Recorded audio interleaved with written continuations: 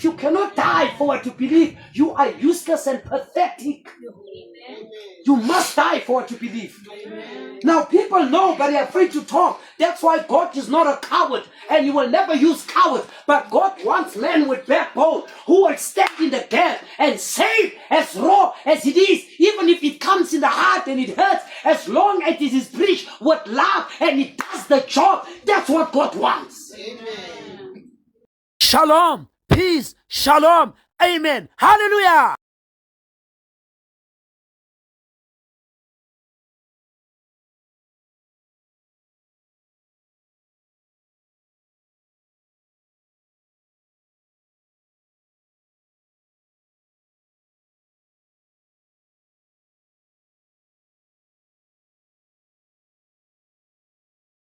Shalom, peace, shalom, amen, hallelujah.